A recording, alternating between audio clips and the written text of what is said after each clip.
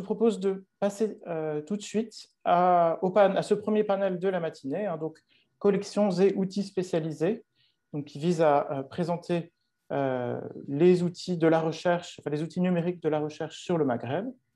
Et nous avons le plaisir, je présenterai chacun des intervenants à tour de rôle.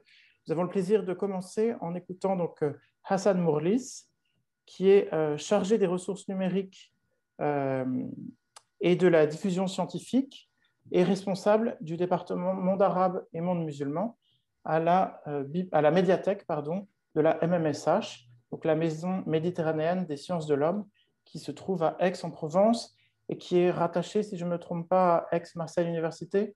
Oui. Tout à fait, au CNRS aussi. Et au CNRS, d'accord. Donc, qui est une double tutelle. Double tutelle et qui est un très précieux centre de ressources et un lieu actif de la recherche sur la Méditerranée et les mondes musulmans, donc à Aix. Hassan, tu vas nous présenter donc les collections de la médiathèque de la MMSH et notamment les ressources pour la recherche sur le Maghreb. Donc la parole est à toi pour 40 à 45 minutes, puis un échange, un temps d'échange avec le public sera ensuite aménagé. Écoute, la parole est à toi et merci infiniment de ta présence. Merci beaucoup.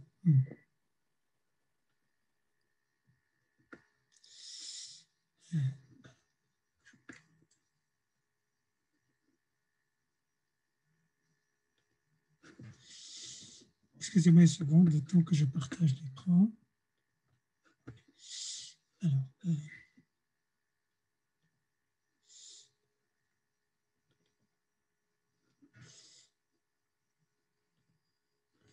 l'écran est partagé? Oui, merci.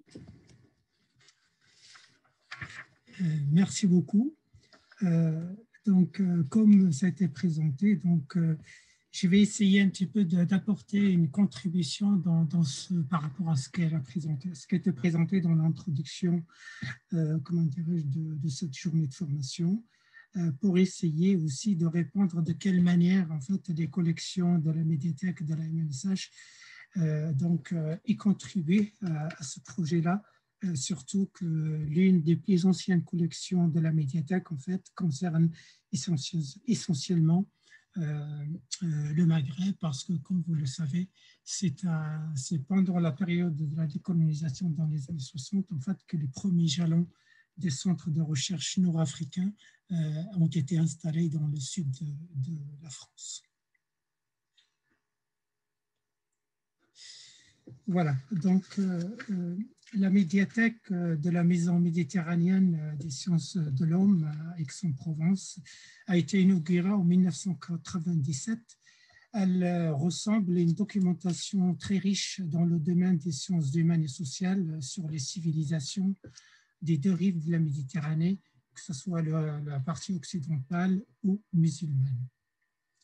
Cette structure rassemble des collections et des fonds provenant des divers laboratoires constitutifs de la MMSH. Je les citerai rapidement, c'est l'IRIMEM, que vous connaissez déjà.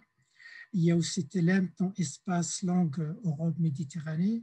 Un nouveau laboratoire, Misopolis, qui est le Centre méditerranéen de sociologie, de sciences politiques et d'histoire, qui a remplacé l'ancien laboratoire LAMES.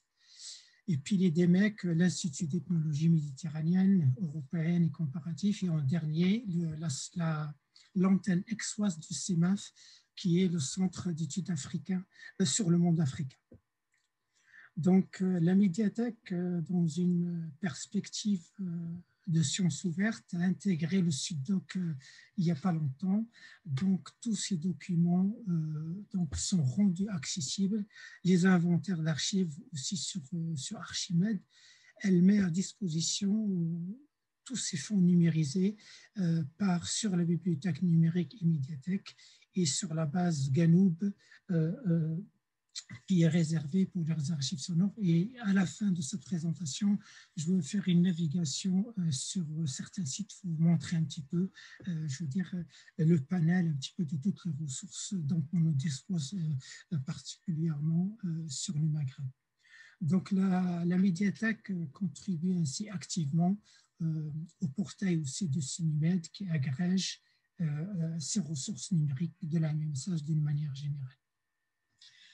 La médiathèque de la MMSH est structurée autour de 4 secteurs. Donc, on va parler de la bibliothèque, de l'éconothèque, de la phonothèque et de ressources numériques et diffusion scientifique.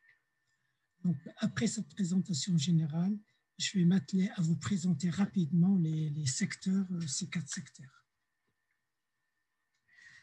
La bibliothèque, proprement parlée, ou ce qu'on appelle les institutions, comme l'institution patrimoniale, qui regroupe vraiment le fonds classique, c'est-à-dire de nos fonds et nos collections, est constituée de 2 pôles majeurs. En fait. Donc, on a une partie sur la Provence et une grande partie sur le monde arabo-musulman, dont le Maghreb est une grande partie. Donc, généralement en sciences humaines et sociales, et les plus anciennes collections couvrent le Maghreb. Excusez un petit peu ma voix qui est un petit peu rock.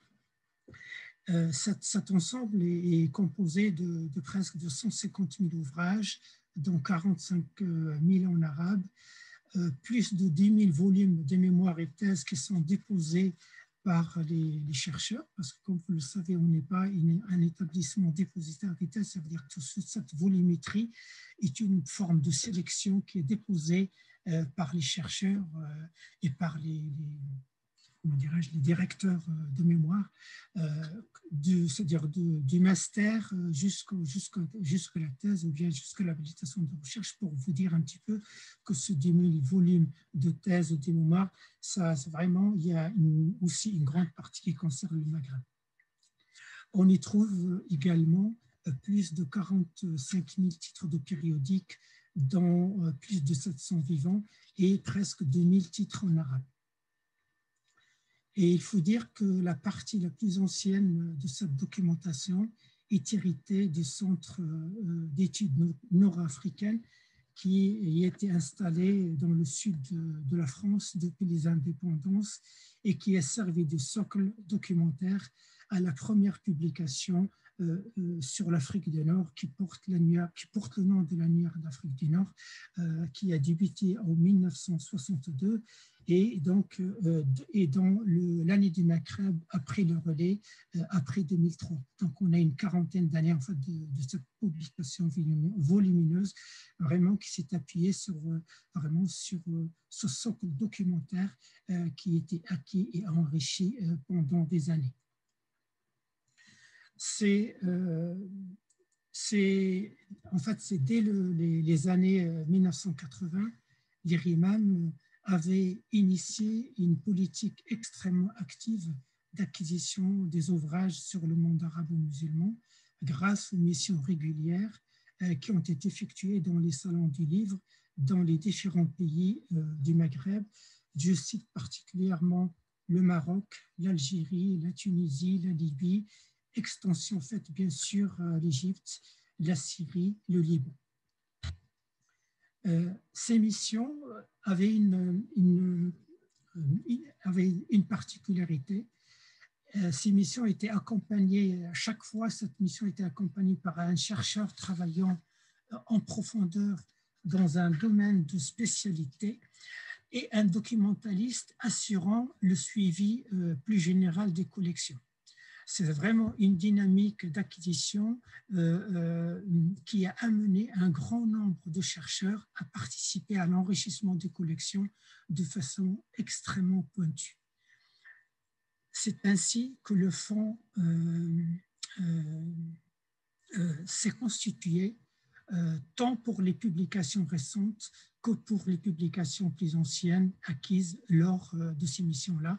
Et ce qu'on peut appeler aussi les acquisitions rétrospectives, ça veut dire qu'avec ce travail avec les chercheurs, ça nous a permis c'est-à-dire d'enrichir les collections, de les compléter et de les développer en fonction des axes de recherche qui ont été entamés dans les laboratoires ou par les chercheurs eux-mêmes.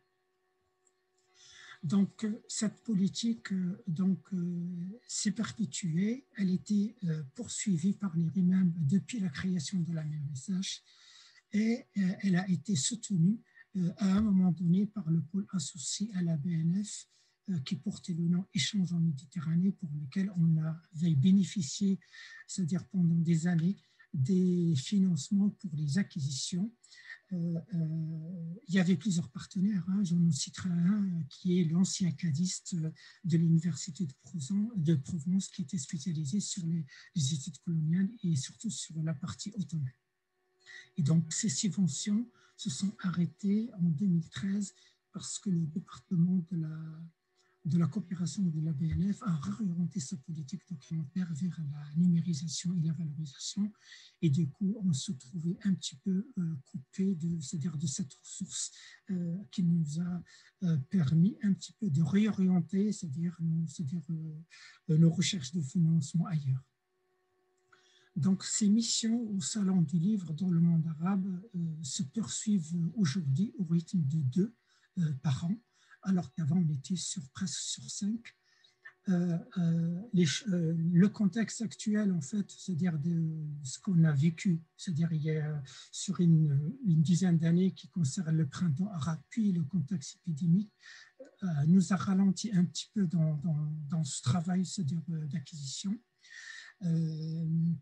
Donc, le rythme c'est-à-dire de 2 par an, donc nous permet un petit peu aujourd'hui d'assurer un minimum, au même temps de les compléter par des acquisitions à distance, mais cette procédure elle est très longue parce que nous ne disposons pas, c'est-à-dire d'un travail,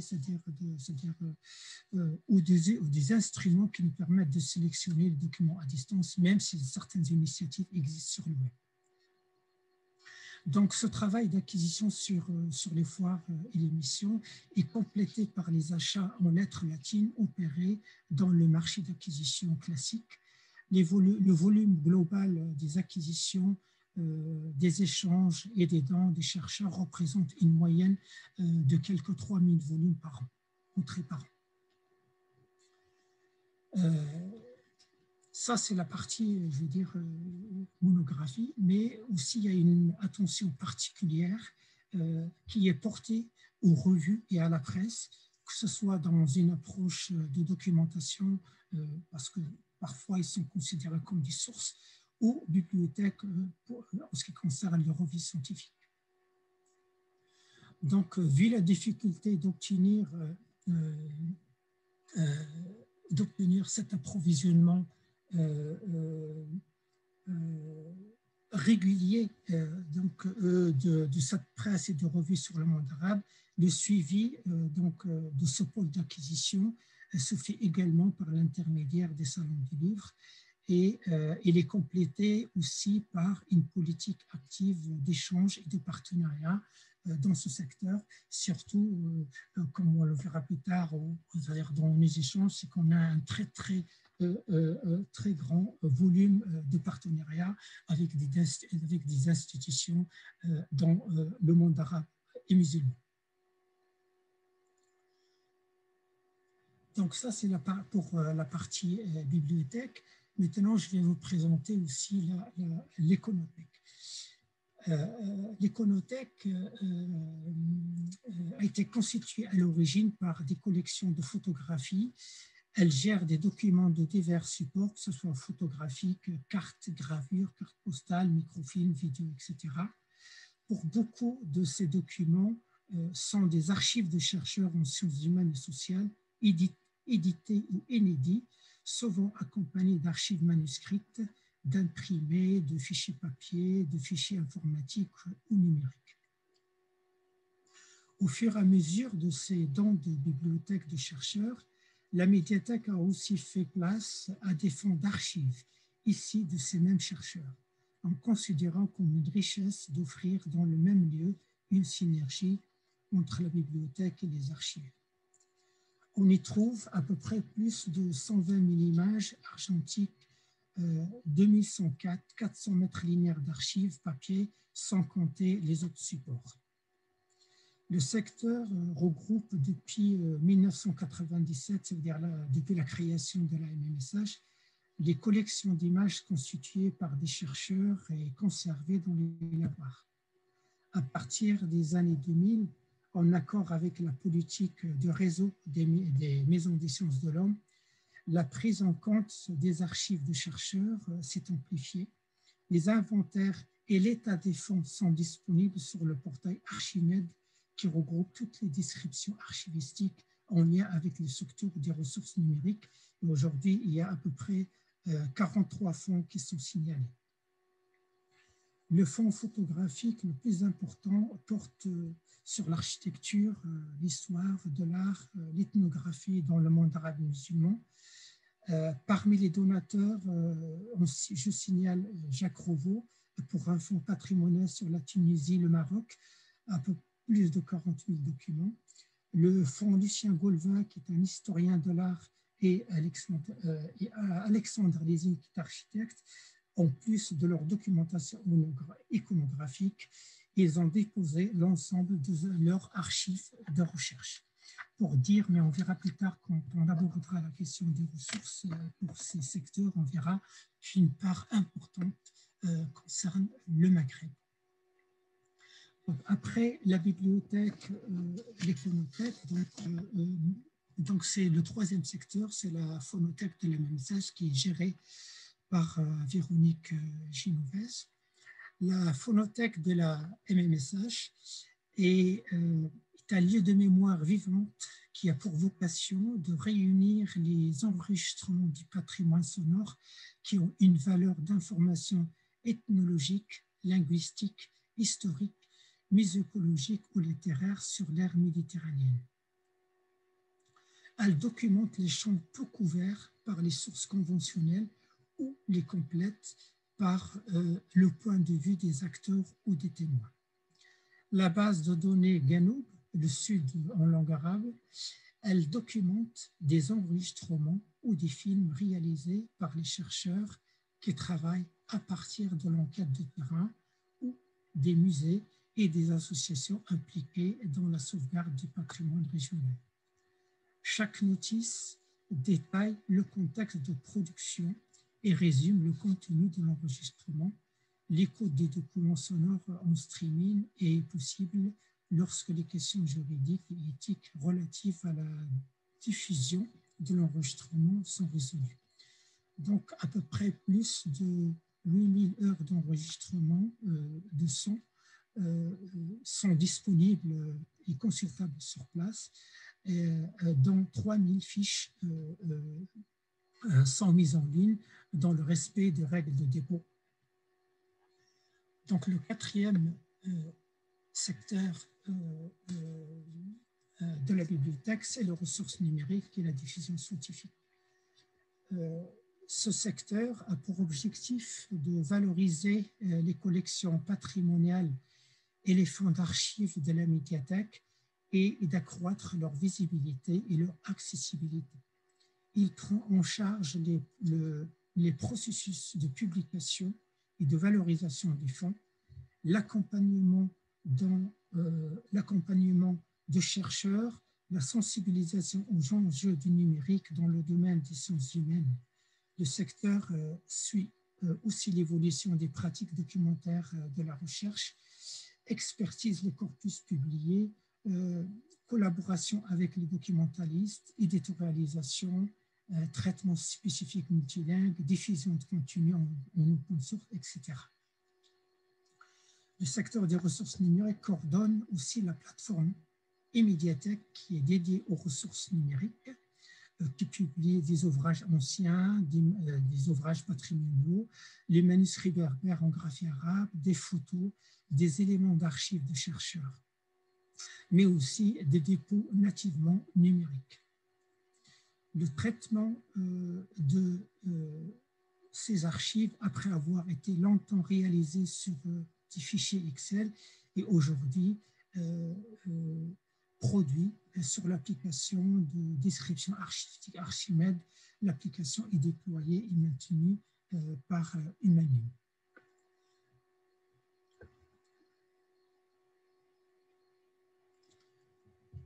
Donc, après cette introduction sur les secteurs de la composante de la médiathèque, nous allons nous intéresser maintenant aux ressources sur le Maghreb, qu'elles soient acquises ou produites par les chercheurs, des acteurs de la vie politique et sociale, et sous diverses formes, qu'elles soient imprimées, iconographiques, sonores ou audiovisuelles.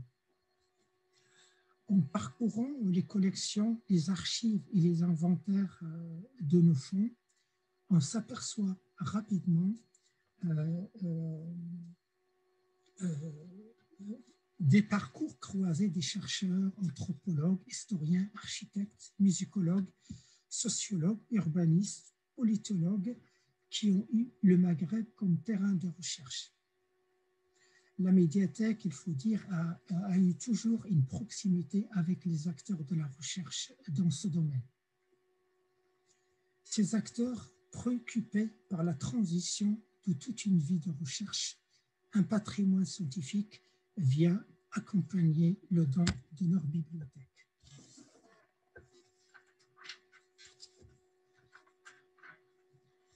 C'est au-delà d'une simple transmission, les chercheurs s'en séparent provisoirement car il a besoin aussi de continuer à travailler sur les matériaux et les données produites. Les données produites.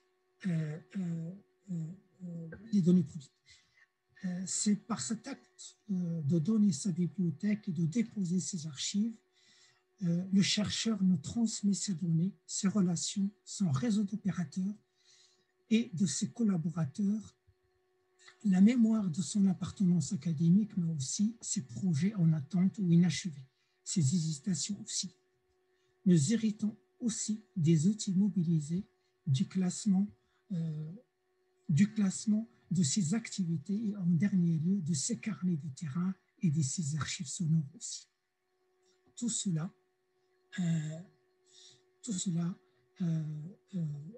est une preuve d'attachement à la communauté scientifique à laquelle il a appartenu et parfois il continue à poursuivre ses recherches même après son départ à la retraite.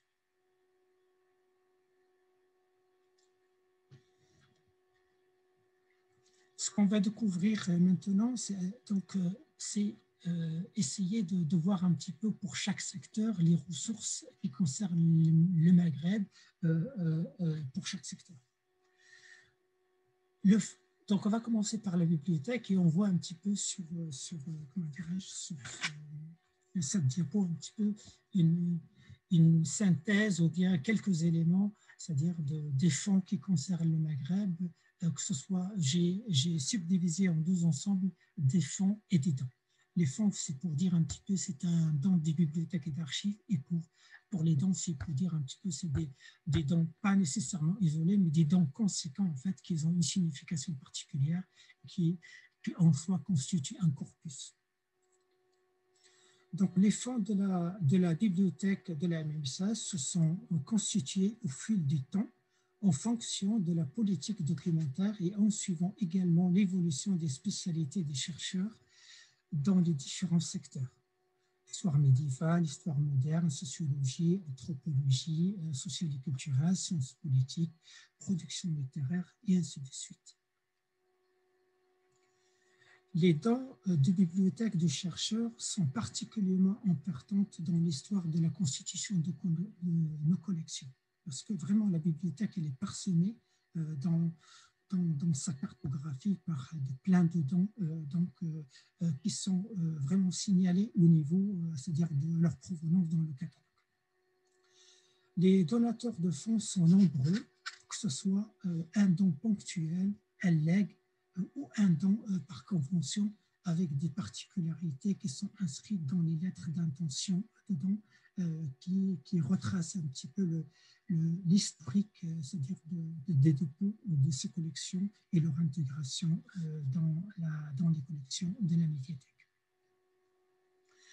Les ouvrages sur les études des Arabes en général, qui couvrent tous les domaines des sciences humaines et sociales, sont en lien et en lien ou en provenance de l'Institut de recherche sur le monde arabe et musulman et aussi de son réseau de chercheurs. Excusez-moi une seconde.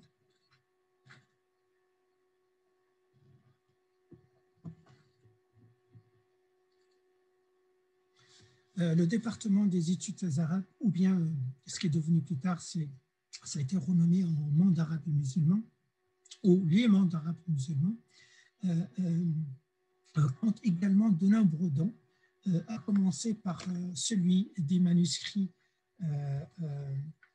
les manuscrits du linguiste Arsène Roux, spécialisé sur les études berbères. Ce fonds est en cours, il est l'objet d'un travail de valorisation qui est mené dans le cadre du Colextro que je présenterai à la fin de cette présentation. Beaucoup de chercheurs ont donné leur archive en complément de leur bibliothèque, signalant par exemple quelques exemples. C'est le fonds Jean Desjeux, qui est spécialiste de la littérature maghrébine en langue française et qui a fait don à la message de près de 3000 livres, thèses et mémoires sur la littérature maghrébine, une vie entière de recherche. Le fonds Bruno Etienne, spécialiste des sciences politiques et de l'islam, a également fait don de sa bibliothèque sur le Maghreb ainsi que ses archives personnelles, ses enregistrements vidéo et audio. Je ne peux pas les citer tous, mais je vais donner quelques exemples. Mais toutes ces inventaires et ces listes sont accessibles via les liens que vous verrez, que je vous enverrai plus tard, seront visibles déjà sur le diaporama et je vous les communiquerai plus tard. Le fonds André Raymond, historien spécialiste de la période mamelouk et de l'urbanisme du monde arabe, c'est l'un des fondateurs de l'IRIMAN qui a donné de son vivant une partie de sa riche bibliothèque et donc après son décès, la famille a fait don du reste de sa bibliothèque, de ses archives à la MSH. Je le cite parce qu'il a travaillé en fait aussi sur le comité spécialiste de la période mamelouk, mais aussi travaillé sur les villes arabes. Donc en particulier Tunis. J'en numérerai encore quelques-uns. Le fonds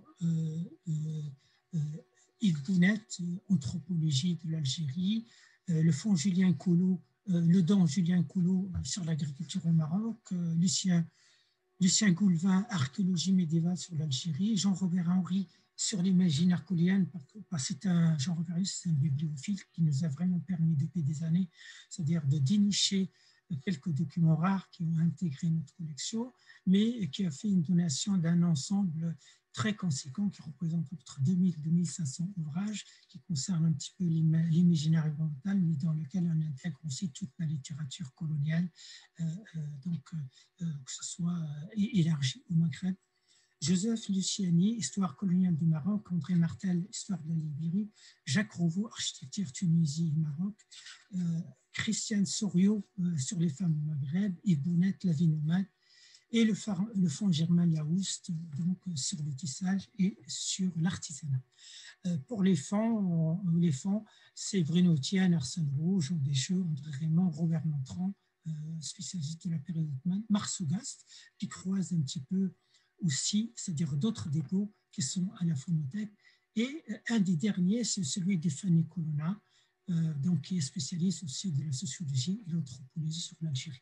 Et j'en ai pas mentionné d'autres qui sont les listes des fonds et disponibles sur Archimède. Donc ça, c'est pour la partie bibliothèque. Donc maintenant, je vais présenter les ressources sur le Maghreb qui sont détenues à la phonothèque de la MSH. Un ensemble de corpus sur le Maghreb. Donc, je vais les énumérer parce que c'est très important en fait, de croiser un petit peu les sources imprimées et les ressources, je veux dire, sonores et audiovisuelles.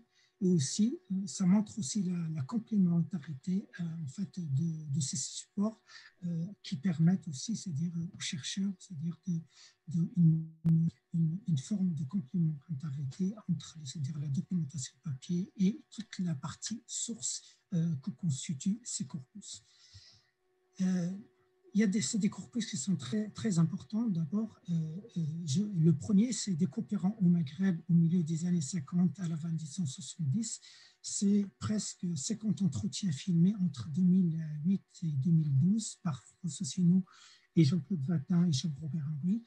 Et ces documents étaient le support de la publication d'un ouvrage qui s'appelle Le temps de la coopération. Donc, on a aussi des enquêtes orales sur la Hagar. C'est 70 enregistrements entre 1955 et 1990, donc ces entretiens qui ont été menés par Marceau Gast. Il y a aussi des enquêtes ethnomusicologiques sur la musique du Constantinois, donc qui représentent 12 heures et ce fonds est en cours de traitement. Il y a aussi la formation du lien conjugal et nouveaux modèles familiaux en Algérie dans les années présentées dans l'année du Maghreb. Ça représente 180 entretiens enregistrés entre 1987 et 1998. Et puis il y a une partie sur la guerre de l'indépendance en Algérie, plusieurs sous-ensembles. Le fonds Braco sur l'Algérie pendant la guerre d'Algérie 1954-1962, des témoignages d'appelés en Algérie résidant en Midi-Pyrénées, aussi un corpus sur je vous le raconte volontiers, c'est des récits autobiographiques des Français en Algérie ou au Maroc, en Tunisie, et un autre récit aussi sur la vie de Harki. Et c'est le fonds Grégoire Mathias enregistré en 1997. Donc, ces ensembles sont constitués par des corpus, aussi par des corpus et des colloques enregistrés. Donc, il s'agit de deux colloques. C'est les chars préhistoriques du Sahara, archéologie et technique d'attelage, colloque du Synode de 1981.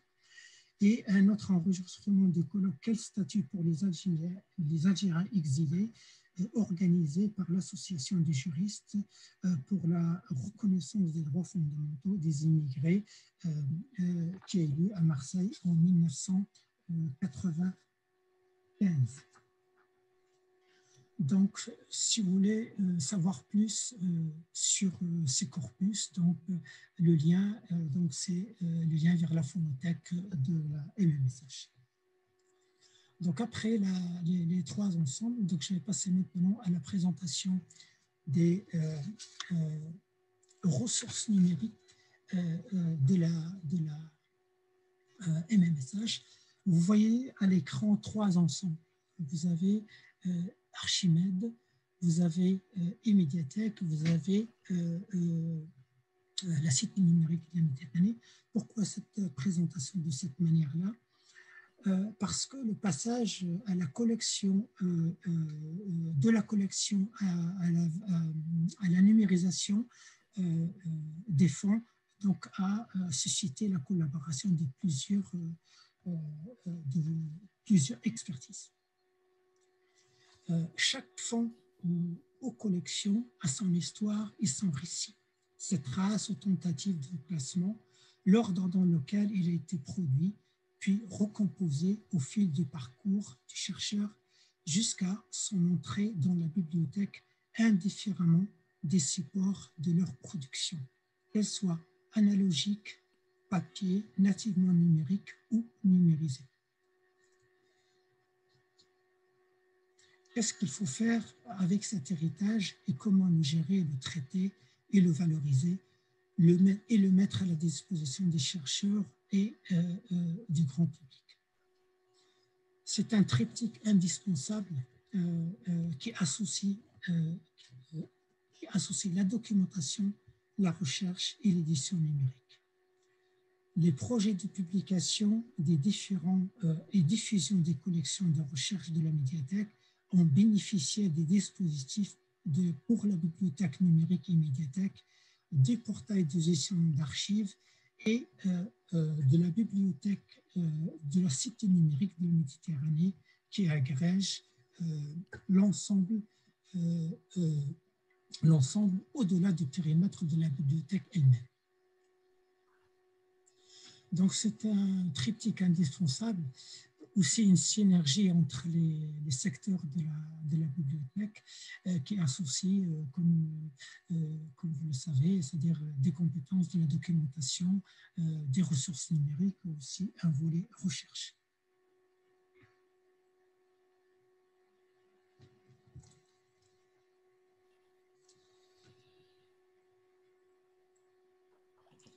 Donc Archimède, c'est tout à l'heure j'ai parlé d'Archimède, des médiathèques de la Cité numérique de la Méditerranée, je vais les présenter rapidement.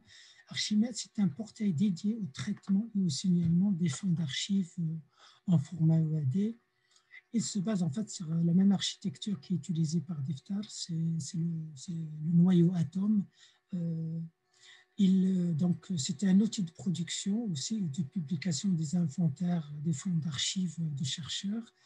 Et il permet aussi de valoriser, donc ce qui permet aujourd'hui de valoriser l'émergence de nouvelles pistes de recherche.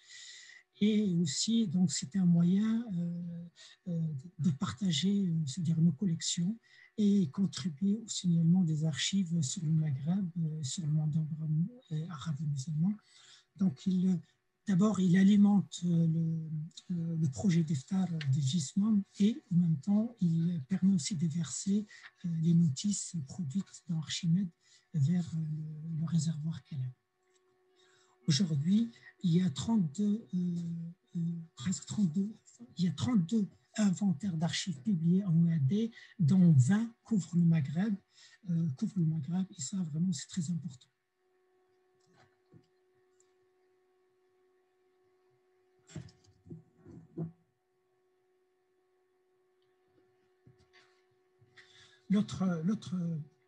Donc c'est vraiment un portail dédié c'est-à-dire au traitement archivistique et la diffusion, c'est-à-dire des données archivistiques sur le web.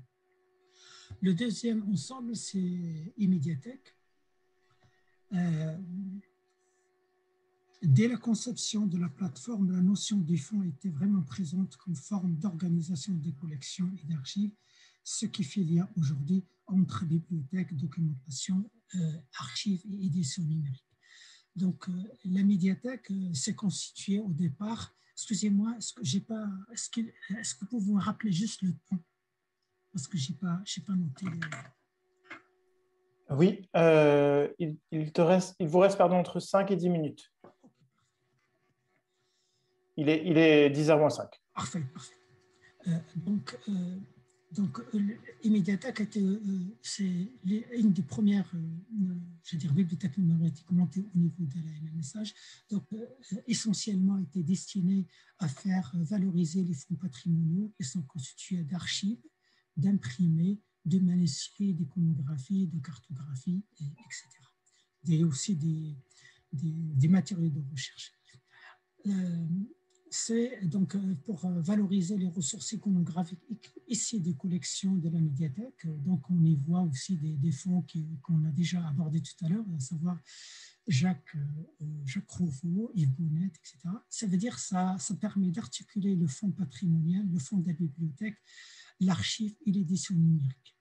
C'est un ensemble de corpus identifiés comme prioritaires pour une numérisation et publication raisonnée, que ce soit pour le droit musulman, les langues à l'épreuve de la colonisation, aussi les manuscrits et autres objets. C'est un ensemble unique par son nom, donc ça c'est la partie manuscrits et archives des fonds. C'est un ensemble unique par le nombre de manuscrits. Arsène Roux a consacré une grande partie de sa carrière de linguiste berbérisant et arabisant à rassembler ces textes berbères écrits en caractère arabe. C'est aussi des archives scientifiques ici des collections Roux. Elles contiennent une riche documentation sur la tradition orale, la poésie, les études berbères font aussi partie des études maghrébines, et parce que aussi ça fait ressortir des éléments et des travaux de recherche sur les parlers berbères, par exemple, dans le Maroc central, et cette question de l'enseignement. Et une autre partie aussi qui est consacrée aux matériaux de recherche, photographie, données bibliographiques, fiches sur le tissage lié au terrain, d'enquêtes ethnographiques qui ont été réalisées par Germaine Larouste, située dans le Moyen Atlas et le Maroc.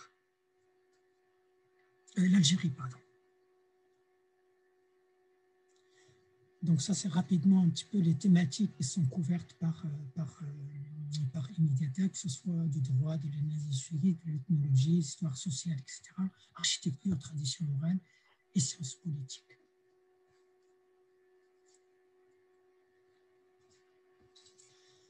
Donc, la cité numérique de la Méditerranée, c'est un bouquet de ressources numériques dans le domaine des études méditerranéennes en accès libre et intégral. Les études maghrébines en fait partie de cet ensemble-là. C'est un ensemble scientifique et documentaire très important et qui a une part importante dans cet ensemble-là. C'est un portail fédératif riche en contenu multimédia qui regroupe des vidéos, de l'audio, des atlas, des données de la recherche, de la cartographie, des plans de dessin. Et je n'ai pas mentionné, bien sûr, tout ce qui est revu, imprimé, thèse, etc. J'ai fait juste un petit sondage rapide c'est-à-dire en cherchant pour moi, Maghreb, c'est un mot balise parce que le Maghreb, il est défini comme nous, dans la catégorisation géographique, comme un ensemble régional. Mais ceci dit, comme la Méditerranée, en fait, c'est une perception. Donc le Maghreb aussi, c'est-à-dire c'est une composition dans laquelle on qualifie les choses. Mais parfois, donc, on trouve, par exemple, par cette entrée ensemble régional, on a à peu près 3646 références.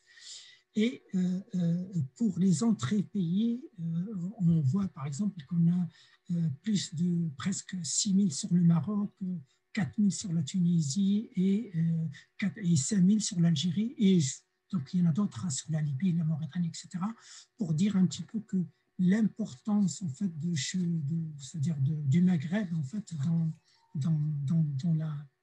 dans les collections, en fait, que ce soit les collections patrimoniales des ressources de la MNSH ou bien sur les ressources numériques qui sont publiées. Parce que là, quand on parle de la cité numérique de la Méditerranée, c'est-à-dire que c'est la fédération en fait, de toutes les ressources numériques publiées au sein de la MNSH, dans lesquelles il y a les contributions des laboratoires, aussi les partenaires de la MNSH. Donc, ça permet, en fait, la cité numérique permet un petit peu de fédérer ces ressources, de les croiser déjà, et de croiser ces entités qui étaient physiquement un petit peu isolées. Donc, ces entités séparées physiquement, mais connectées entre elles par le jeu de métadonnées qui font lien, par les jeux de chronologie, de lieux, de personnes, d'institutions, thèmes, discipline et aussi par les facettes.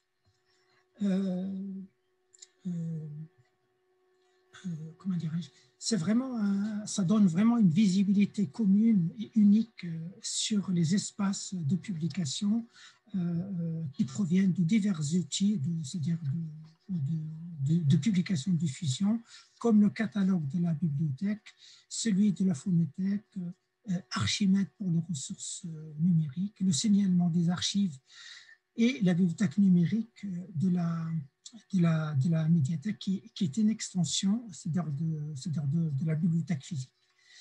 Tous ces ensembles constitués comme un silo sont en partie reliés via le portail Cinémed qui mérite encore plus de connectivité à condition d'imaginer des environnements qui dialoguent entre eux. Bien sûr, la question de l'interopérabilité est très importante, que ce soit en interne ou bien en lien aussi avec le projet comme celui de Digimag.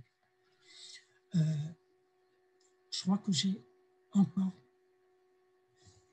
Donc, je vais mentionner quelques éléments J'espère avoir le temps de vous montrer quelques clichés à l'écran concernant les sources de contenu de la cité numérique de la Méditerranée.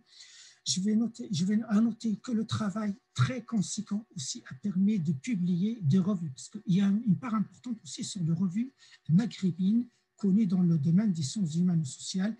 Le traitement qui était fait à l'ANSH, surtout au niveau de la cité numérique de la Méditerranée, c'est un traitement qui est réalisé au niveau de l'article.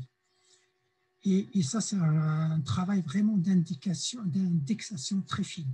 Je vais mentionner rapidement les quelques titres, parce que ça va parler à certains parmi vous. C'est l'annuaire, par exemple, l'annuaire d'Afrique du Nord. Tous ces revues sont tous numérisés dans leur totalité et accessibles à l'article. Donc, l'annuaire d'Afrique du Nord, la revue africaine, le bulletin économique et social du Maroc, les archives marocaines, les archives berbères, antiquité africaine, le bulletin économique de la Tunisie, l'atlas de l'Algérie et de la Tunisie, l'atlas de l'Afrique du Nord et l'atlas archéologique de la Tunisie, pour en mentionner quelques-uns, pour vous dire un petit peu qu'il y a une grande partie en fait, des ensembles très importants pour les collections et la production scientifique de revues dans le Maghreb qui sont, comment dirais-je, mentionnés dans la cité numérique de la Méditerranée. Pour conclure mon intervention, je voulais vous mentionner justement cette particulation entre les collections et la valorisation. Et je voulais vraiment faire un petit focus sur les archives, l'archive Roux à la bibliothèque de l'ANSH. En matière d'archives scientifiques, le fonds Arsène Roux est d'une excellente richesse pour les études berbères, encore largement méconnues et inexploitées des spécialistes en sciences humaines et sociales. Ce projet international qui regroupe la France, le Maroc et l'Italie a pour objectif la mise à disposition d'un ensemble de manuscrits d'archives linguistiques et ethnographiques des mondes berbères pour favoriser leurs études et leur réutilisation scientifique. La mise en œuvre de projets en collaboration entre chercheurs documentalistes a englobé plusieurs dimensions permettant de confirmer la dynamique globale pour la recherche dans ce domaine et son exploitation documentaire par le biais de l'édition numérique. Les chercheurs ont contribué pour établir les premiers inventaires qui ont documenté, structuré et enrichi les nouvelles métadonnées tout le long de ce projet. Les documents numérisés sont ainsi analysés et indexés, rendant disponibles les informations réorganisées thématiquement. Ces données relevées, classées, catégorisées et alignées sont d'un grand intérêt pour le champ des études berbères. Outre le signalement de ces ressources, d'autres collaborations ont été amorcées, soulignant l'intérêt de ce projet-là qui a permis d'ouvrir sur un projet de diplôme, de mise en place d'un diplôme de partenariat international qui regroupe l'AMU, l'INALCO et l'Institut oriental de Naples. Et ce projet permet d'avoir un diplôme en commun et qui encourage la mobilité des jeunes chercheurs autour de l'accessibilité à certains fonds, comme celui, par exemple, d'Arsène Roux à la NUSH, celui d'André Basset à l'INALCO et celui de Bégounou à Naples, qui concerne la Tunisie et la Libye pour la partie ibadite. Pour conclure, je dirais tout simplement que les ressources documentaires, les archives et les matériaux de recherche, après leur traitement, collecte d'informations, saisie de données, indexation, structuration thématique, deviennent à leur tour des données échangeables, diffusables et réutilisables en local ou à distance. Ces collections qui sont visibles en partie et qui méritent encore d'augmenter leur visibilité par un projet comme Digimag, appellent à d'autres collaborations pour enrichir leur description, envisager leur forme de circulation sous forme d'objets, convoquer d'autres approches d'exploitation documentaire ou scientifique, pour la mise en commun de ces ressources au service de la recherche dans le domaine des études maghrébines. Justement, d'où l'intérêt dans ce projet d'IGIMAG de ce qui était évoqué tout à l'heure pour la question du référencement et du sigisement documentaire et leur accessibilité aux chercheurs, au public intéressé. Voilà, j'en ai fini avec mes présentations et merci beaucoup pour votre attention. Merci beaucoup Hassan pour cette présentation d'une très très grande richesse. Je crois qu'on a mesuré la diversité, ce qui est vraiment impressionnante, la diversité des matériaux que vous avez à la MMSH, la profondeur chronologique aussi, la diversité des supports, mais aussi des disciplines concernées. C'est vraiment passionnant. Je relève aussi ce que vous avez dit sur l'étiquette Maghreb et les questions que ça pose sur les étiquetages plutôt par pays. Enfin, je pense que ça, en effet, c'est des réflexions qu'il faudra qu'on mène dans Digimac sur les critères, les dénominations qu'on retient. Alors, nous avons du coup des questions pour le moment qui portent principalement sur la question de l'accessibilité à distance des ressources.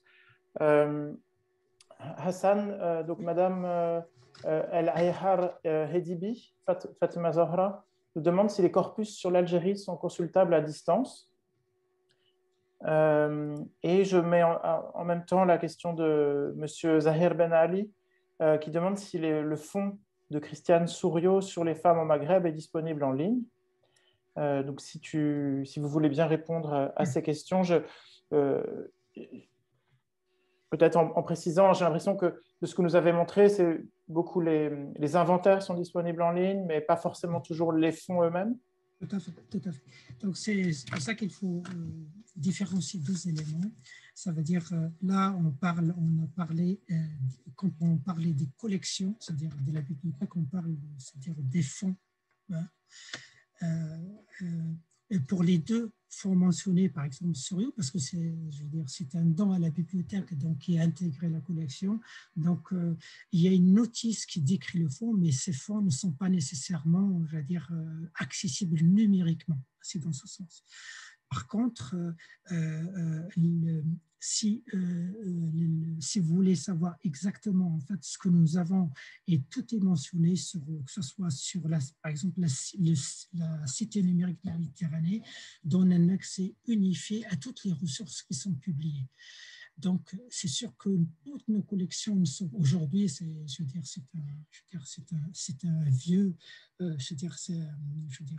tout le monde souhaite que ces documents soient numérisés et accessibles, mais ce n'est pas encore le cas aujourd'hui parce que ce travail nécessite énormément de travail, mais en même temps, il y a des questions aussi de droit. Donc, pour le fonds Souriau, non, les documents sont accessibles juste en tant que signalement de collection.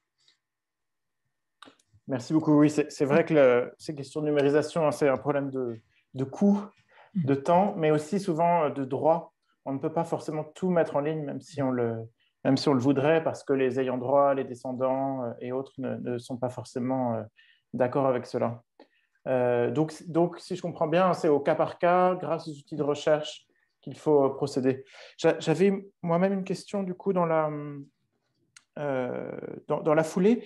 Pour ce qui est des ressources de l'e-médiathèque, est-ce que les accès, c'est réservé pour des gens inscrits ou tout le monde peut avoir accès aux ressources de la MMSH sur l'e-médiathèque? Pardon. Est-ce que je peux partager un écran comme ça, Oui, allez-y.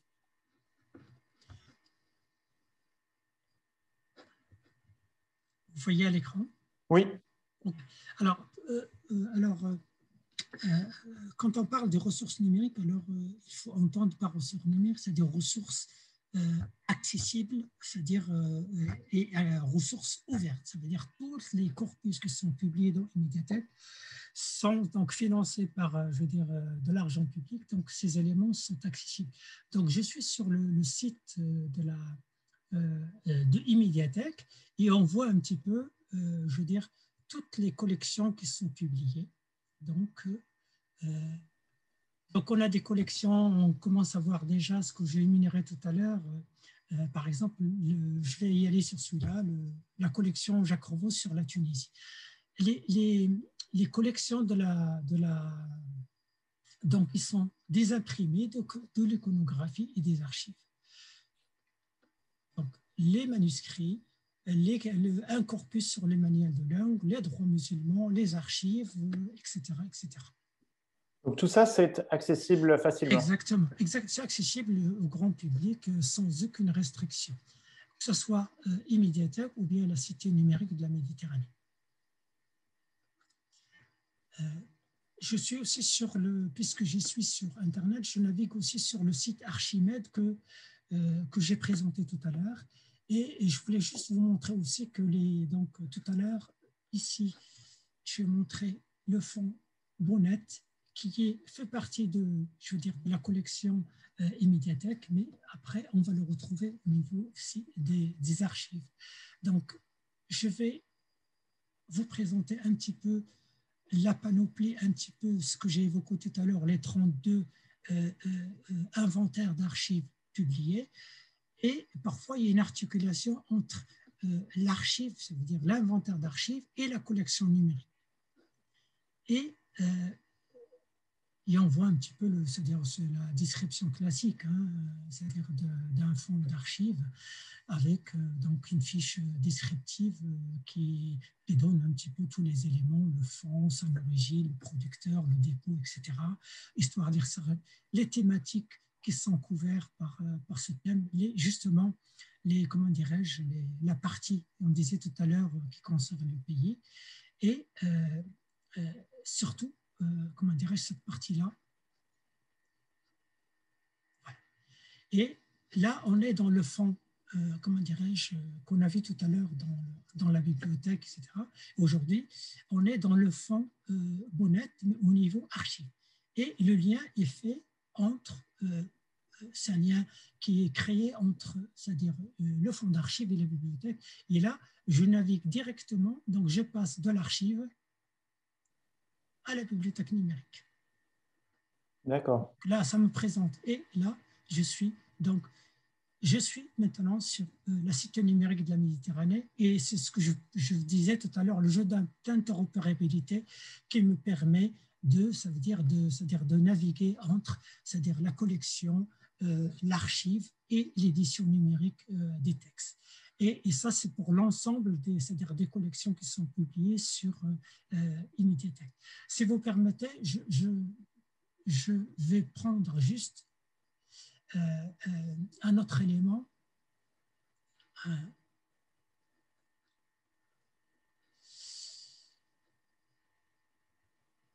Je vais le faire directement ici. Je vais dire Maghreb. Pardon.